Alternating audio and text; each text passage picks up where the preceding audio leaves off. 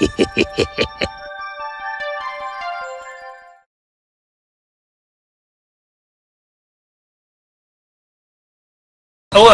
this is my friend Jeremy. Hi.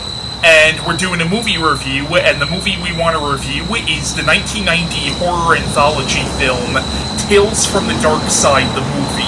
Now, this is a spin-off of the television series Tales from the Darkside, but the reason we're reviewing this right after we did reviews on Creepshow and Creepshow 2 is because a lot of people, including Tom Savini, consider this to be the true Creepshow 3. Also, one of the segments of this movie, The Cat from Hell, was originally going to be a segment of Creepshow 2, so unofficially you could call this Creepshow 3, and as far as I'm concerned, I count this as part of the Creepshow series before I count something like the movie that actually is called Creepshow 3, because I don't know if you ever saw that, but that movie is god-awful. I haven't seen it and have no desire to see it. Good for you. I remember hearing that the show Tales from the Darkside was meant to be a Creepshow spin-off series, but you told me that when you met George Romero, he contradicted that. He did. He told me that it wasn't meant to be a spin-off. Yeah, but regardless of whether it was meant to be a spin-off or not, what do you think of the show Tales from the Darkside? I have loved that show. You know, I've been watching it for years. It's scary. At times it can be funny. It can, it had some great casts in a lot of its episodes. Great stories. Yeah, it was just a fantastic show, and it had one of the creepiest openings ever in a TV show. Oh yeah, that opening narration on the show, my friend quotes that to me all the time. Like, whenever I post a picture that I took out in the woods, my friend always comments below, "Man lives," and he expects me to finish it. But yeah, it was a good show. I'll admit I've only seen a handful of episodes, so I don't think I've seen enough episodes to officially say that I'm a fan of the show, but I liked what I've seen. What do you think of the movie? It's a good movie. I really enjoy all three segments and the wraparound story. Yeah, if it really was Creepshow 3, then it's another great entry in the series. I love Tales from the Darkside, the movie, regardless of whether you count this as a third Creepshow movie or not. I think it's an amazing anthology horror film, and honestly, I think it deserves to be ranked alongside Creepshow as one of the best anthology horror films. I agree. Now, the movie is directed by John Harrison, who actually did the score for the first Creepshow movie, and he also did the score for Day of the Dead. So, the movie begins with a wraparound segment involving... I read somewhere that the character is supposed to be like a modern-day witch, but you have this woman played by Deborah, who people might recognize as the lead singer of Blondie. She plays this woman who has recently kidnapped a little boy, and now she's planning on cooking and eating this little boy. So the little boy, in order to figure out a way to escape, to distract her, he starts reading to her stories from this book of short stories he has, and then it opens up into the stories that he tells. But what do you think of the wraparound segment? I think it was very clever. It's almost like a modern day sort of Hansel and Gretel. Definitely, especially at the end of the movie. Yeah. The kid is actually played by the same kid who played Daniel in Mrs. Doubtfire. Okay. Which, I just thought was an interesting tidbit. But the kid is very clever in this movie in his ways to distract her. Yeah. And I also just love the witch's personality. Like, she's so casual about eating this kid. It's like, okay, so you have to be in the oven and very soon. And she's also, I just love the way she kind of calmly talks about how she's going to, cut him open and remove all the organs. Oh, yeah. It's not meat. I will say the kid, there were moments where his acting was kind of cringeworthy, especially when it's like, there's a crazy woman in here, she's going to cook me and eat me. Look, I don't know, I thought his acting was pretty bad in that scene. I mean, I never really thought anything about his performance. I thought it was okay. But yeah, the wraparound segment's pretty decent. Yeah. So, the first segment of the movie is called Lot 249, which is actually written by Michael McDowell, who also wrote Beetlejuice, and it's based on a short story by Arthur Conan Doyle, who, of course, was the creator of Sherlock Holmes. Now, the short story was written in, the 19th century, so this is obviously a modernization of the original story. But what do you think of Lot 249? Oh, it's a great revenge tale. I enjoyed every minute of it.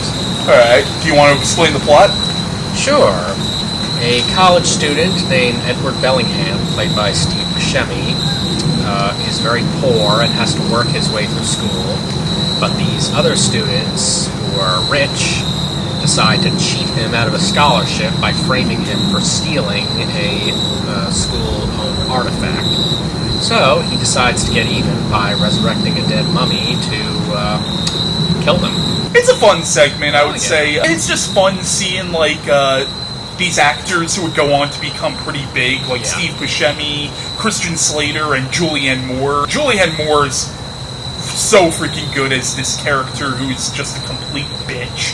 Yeah, and Steve Buscemi, I must say, plays a great nerd. You know, one thing about Bellingham that makes him such a great character is the way the subtle ways he finds to snidely insult the richer students whom he knows screwed him over.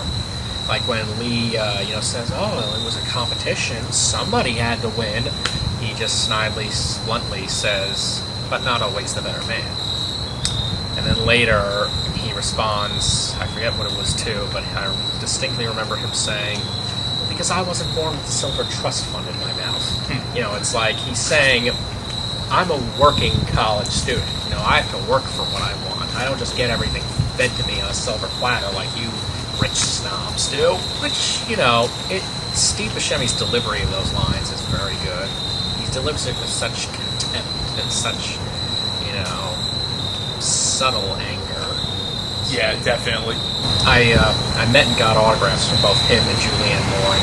I wish I could have gotten something from this movie signed, but it just goes into that tradition of actors starting out in horror and then becoming big and famous after, And what do you think of the boyfriend of Julianne Moore's character? He's an epic douchebag. I mean, he never takes...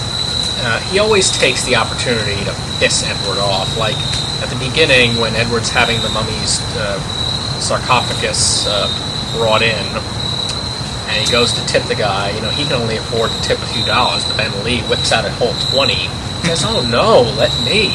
Just to kind of show off and, one-up him, which is just so cruel. Yeah. I do want to point out that there's a scene where Lee is watching Dawn of the Dead, the original Dawn of the Dead, and what's funny is that the scene he's watching is the scene where the zombie gets stabbed in the head with a screwdriver, and it was actually John Harrison who directed this movie playing the zombie in that scene. I thought that was a funny little, reference. Huh. But yeah, it's a very good revenge story. It also has a dark sense of humor as well. I'll say that Christian Slater's character, you can tell that, at least in the beginning, he did actually seem to have some sympathy for him in the beginning. And I will say the mummy is just... he's scary to look at even before he comes to life. He's all rotted and decrepit, and he's got that kind of snarl going on. Yeah. And when he does come to life, he's very scary. And the way he dispatches with his victims is quite gruesome.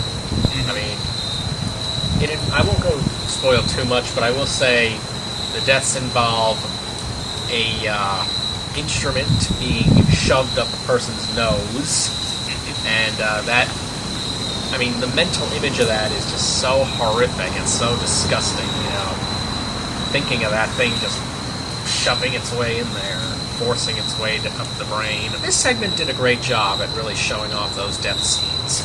Yeah. And the ending, I won't give it away, but I will say that it's extremely satisfying. So, the second segment of the movie is called The Cat from Hell, which is written by George A. Romero and based on a short story by Stephen King, which was published in a magazine before this, but later on in 2008, that story was actually published in King's 2008 collection Just After Sunset. Now, I have read the short story, but it's been years since I've read it, so I can't really talk about what some of the major differences between this segment and the original story are, but what do you think of Cat from Hell? Oh, I love it. It's very enjoyable. It's got two great actors in the lead roles. It's got a great antagonist. Yeah.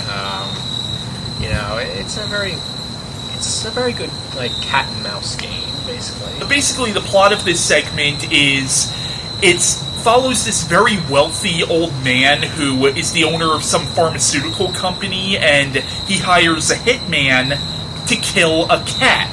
And he claims that this cat killed every member of his family, and it turns out that his pharmaceutical company tested their drugs out on cats, and he killed, I think he says 5,000 cats or something. Something around there, yeah. So basically, this cat that's following him now it's implied that it was sent from the afterlife to punish him for what he did. So this hitman, he doesn't believe any of it, but throughout the night, he tries to kill the cat and finds little to no success.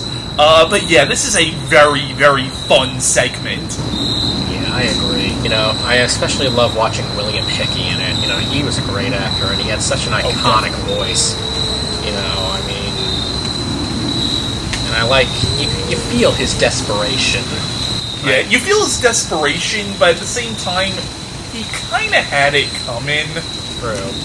I just like when the hitman asks, well, if you thought that this cat was responsible for all these deaths, why didn't you just get rid of it? And he just goes, I tried, Mr. Houston.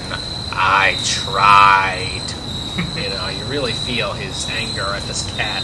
I also really like watching the flashback scenes. They're a very nice, very depressing shade of blue, which goes with him saying you were a perfect collection of old, wealthy, unhappy people. It represents how unhappy these characters are, even before the cat comes into their lives. I do want to point out that his servant or his driver is played by actor, I think it's Margolis or something, who's been in a lot of stuff. He's an actor I really like. He's been in a lot of Darren Aronofsky's movies, and he also played Hector on Breaking Bad. So it was nice seeing him in this movie. The cat, it seems so cute and innocent at first, but it's really just a monster. I actually think this segment does have a lot of thematic similarities to the They're Creeping Up on You segment. Yeah. This whole idea of this really rich but evil man getting his comeuppance in the form of some animal. You also do have some sympathy for him because it's he was responsible for the deaths of thousands of cats, but his family members weren't. Yeah. Although it's kind of implied that they might not be the best people in the world, Honestly, the one who I felt the most sorry for in this segment was the hitman, even though it's implied that he's killed a lot of people. Look at some of the shit he goes through in this segment. Yeah. He gets getting his nuts clawed off by this demonic cat. Getting his nice, $100 shirt ruined by all that blood. Yeah.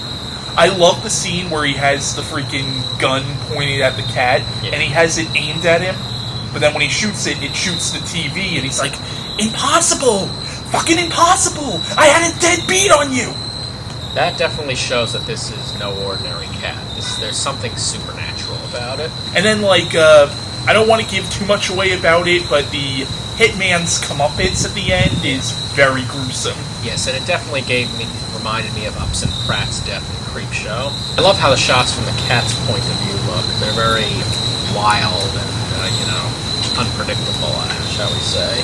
I gotta say, though, between this, Pet Sematary, Sleepwalkers, Cat's Eye, it seems like Stephen King has a thing for cats. Yeah, I guess so. So, the third and final segment of the movie is called Lover's Vow, and this one, like the first segment, is written by Michael McDowell, and I believe it's inspired by a legend from Japanese folklore, but I'm not too sure on that, but, This, in my opinion, is the best segment of the three, but what do you think of this one?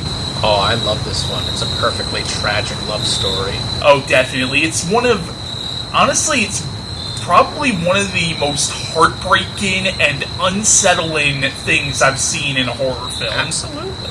Like, I really don't want to give too much away about this segment. All I'm going to say is it's about a down-on-his-luck artist who's played by James Remar, who's a fantastic actor. What happens is, after being fired by his agent, or his agent leaves him when he can't sell any of his art, he's, like, drinking his sorrows away, and then, like, after he leaves the bartender is killed by a gargoyle. And the gargoyle is about to kill him, but then says to him, "I'll spare your life in exchange for a promise." And basically the gargoyle makes him promise that he'll never tell anybody about what he's seen.